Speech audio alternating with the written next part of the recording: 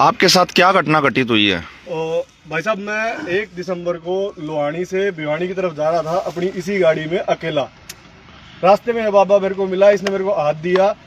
मैंने अकेला बाबा सोच के कि इसको लिफ्ट दे दूं, बैठा लिया।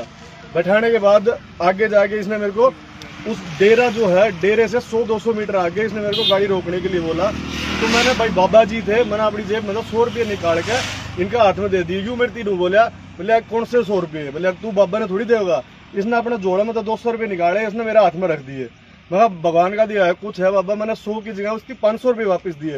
इन्होंने बोले इतना एडे गंगा दिखा दूँ, भाई एडे वो करवा दूँ। तो इसने वो 200 रुपये का जो नोट था जी, वो तो मेरे हाथ में था, और इसने वो जो 500 रुपये का नोट था वो ऐसे, मतलब बोले मेरी तरफ देख। मैंने इसकी तरफ देखा और इसने मेरे नोट ऐसे करके और अपने मेरे हाथ में कहा हाथ कर। मैंने ऐसा हाथ किया और उसमें कुछ बूंदे इसने पानी की टपकाई। उसके बाद मुझे ऐसा एहसास हुआ कि मैं किसी सम्मोहन में हूँ। इसने मेरे को बोला, बोले मखा बाबा कोई बात नहीं, तेरे पैसे कैसे ले जाऊंगा? बोले फोन में तो होंगे, फोन में तो होंगे।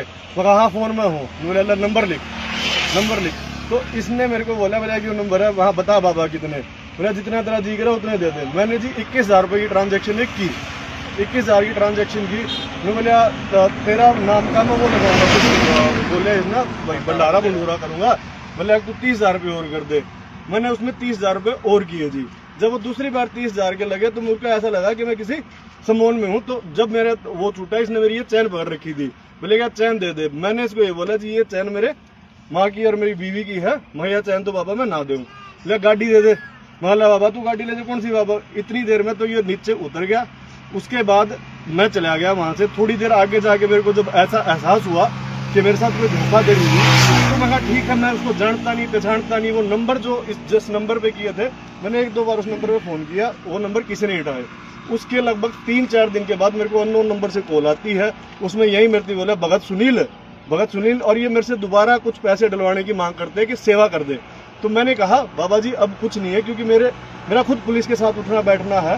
तो उसमें उन्होंने बोला कि अगर साथ में तेरे पास डिटेल नहीं है ना, तो ट्रांजैक्शन नंबर से तू कुछ नहीं कर सकता। अगर वो बंदा होता तो तू कंप्लेंट कर सकता। तो मैंने अपनी तरफ से तसल्ली कर ली। तो उस समय आपके साथ लगभग 51,000 रुपए की धोखाधड़ी हुई थी। धोखाधड़ी हो चुकी थी। आज आपके साथ कैसे ये बाबा जो आपको टकराए हैं? दोबारा सर जी चरखी दादरी से हिसार जा रहा था।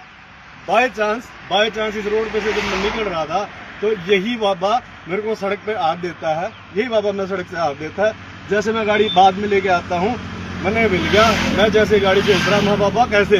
तो ये मेरे को देख के भाग लिया जी। मैंने इसका पीछा किया। बाकी सब मेरे ख्याल में जो चश्मदीद है उनको देखा। ये बाबा वहां से अपना जोड़ा